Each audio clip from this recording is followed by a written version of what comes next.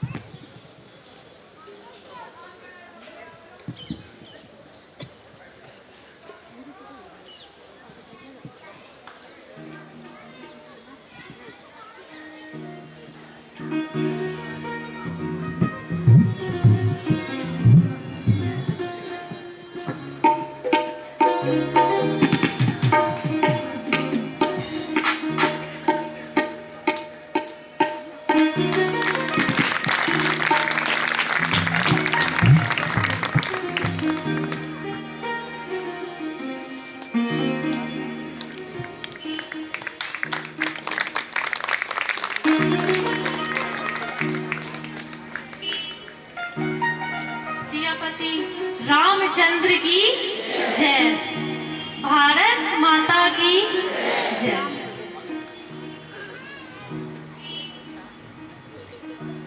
वैदिकता से सजे हुए इस पावन मंच पर विद्यमान मेरे पूज्य गुरुदेव जी के श्री चरण कमलों में सर्वप्रथम मेरा नतमस्तक करते हुए प्रणाम। व्यासपीठ की गरिमा को बढ़ाते हुए मेरे पूजनीय व्यास जी को प्रणाम। और इस भगवत पंडाल में उपस्थित सभी जानकी स्वरूप मेरी सभी माताएं और सभी भक्त जनों को मेरा प्रणाम। आज मैं आप सभी के समस्त यहाँ पर खड़ी होकर इस पावन मंच पर अपना जो भजन प्रस्तुत कर रही हूँ, ये केवल और केवल मेरे पूजनीय गुरुदेव की आज्ञा से, आशीर्वाद से, मेरे पूजनीय व्यास जी के आशीर्वाद से और मेरे माता पिता के आशीर्वाद से संभव हो पाया है। तो मैं तहे दिल से उनका अभिनंदन करती हूँ और आप सभी के आशीर्वाद से मैं जो भजन आपके सामने प्रस्तुत कर रही हूँ, आशा करती हूँ कि आप सभी उसमें परिपूर्ण रूप से लीन होकर मेरे साथ गाएं और मेरा उत्साह भी बढ़ाएं। मैं इस लायक तो नहीं कि अपने प्रभु श्री राम के चरित्र के बारे में, स्वभाव के बारे में, उनके सौंदर्य के बारे में कुछ भी बताने लायक हूँ, किसी भी प्रकार, न लिख कर, न बोल कर, न किसी भी शक्ति के माध्यम से, किंतु फिर भी मैं अपने भाव अपने प्रभु के सामने प्रस्तुत करती हूँ। ऐसे हैं मेरे राम, ऐसे हैं मेरे राम, ऐसे हैं मेरे राम, ऐसे हैं मेरे राम। विनय भरा हृदय सदा करे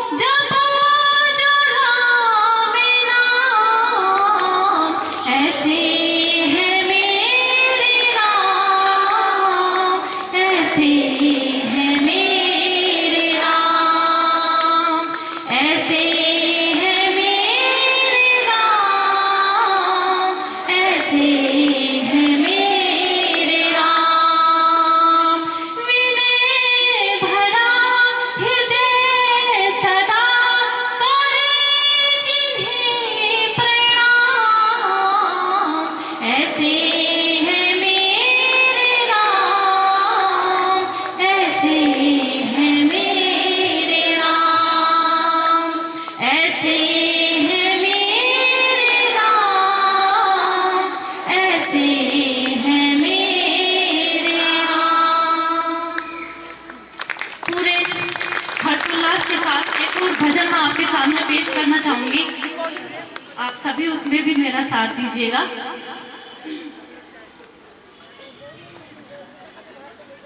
थोड़ा सा इसमें म्यूजिक दे देना मेरे को। चहुदिसी बरसे राम रस, छायो हर्ष अपार, राजा रानी की करें सब मिली जय जयकार।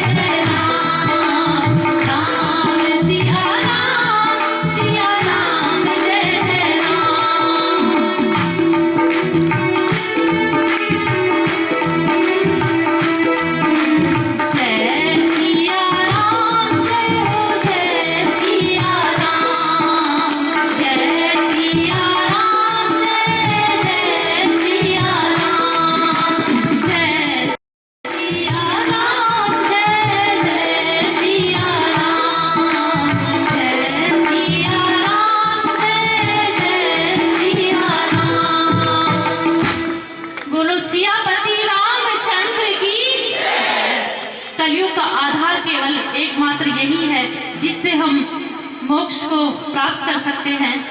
और सब तो हमारे पूजनीय व्यास जी ने बता दिया है कि जो ये दुनिया है वो एक दिखावा है, सिर्फ ये एक पिंजरा लगाओ इसे, जैसे हम पिंजरे में रोटी वगैरह रख देते हैं तो उसमें चूहा जो आता है और वो फंस जाता है उसमें, उस रोटी को देखकर अंदर जाता है और जैसे ही वो अंदर जाता है तो उसमें फंस जाता है।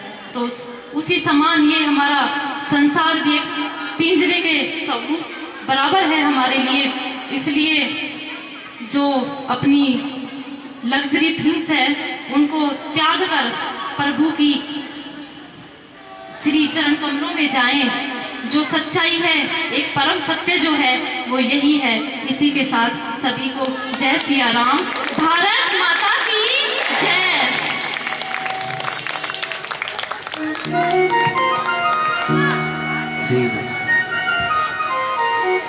बोलिए राघवेंद्र सरकार की।